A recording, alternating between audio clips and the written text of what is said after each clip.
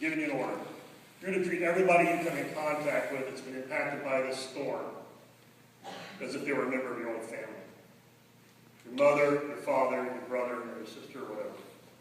And if you do that, two things are going to likely happen. First thing is, if you make a mistake, you're going to err on the side of doing too much. And at this point in this response, I'm okay with that. I'm ready for a little collateral goodness, if you will. The second thing that's going to happen is if somebody's got a problem with what you did, their problem's not with you, their problem's with me, because I told you. At that point, people started openly weeping in the room. And there was a collective sigh that changed the barometric pressure of the building. These people have been down there for almost 2 weeks, and nobody had told them in terms they could understand what were the values associated with the mission. Nobody ever laid out a shared vision that they could use to rally around to create unity of effort between all the disparate folks that were there. But most of all, nobody had ever told any of those people,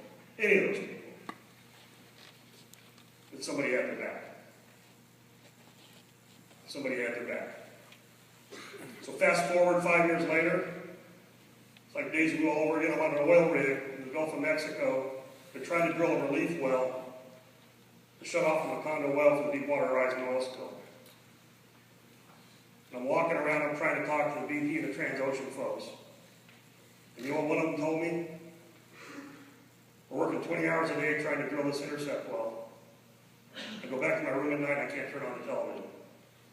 All I see is my leaders and my organization vilified. You know what I said? Get everybody on the mess deck. And I said in 2005, what does this mean? It means you have to recognize that the situation is usually more complex than you think it is. You need to recognize there are a lot of different stakeholders that are emotionally invested in what's going on. They're trying to seek a way to believe, become part of what they understand the country needs everybody to do to create unity of effort. But that's not enough. At some point you have to make a decision that this is right and I'm going to do it because it's right.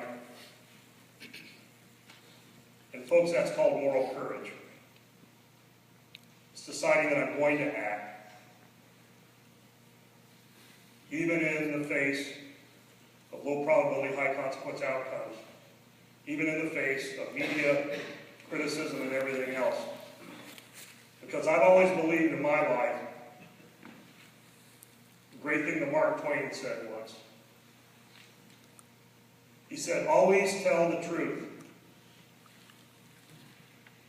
It will gratify most and astound the rest. Okay? Tell the truth and you're honest and you have the moral courage to do that. You don't have to worry about remembering what you said and explaining it because they don't explain it because it's facts.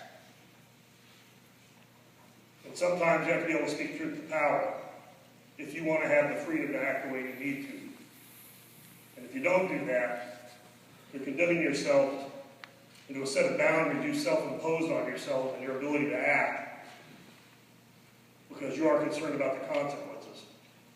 The consequences of not having moral courage and acting on those beliefs are far greater than anything negative that could happen about facing and confronting the decision you have to make and having the courage to make it.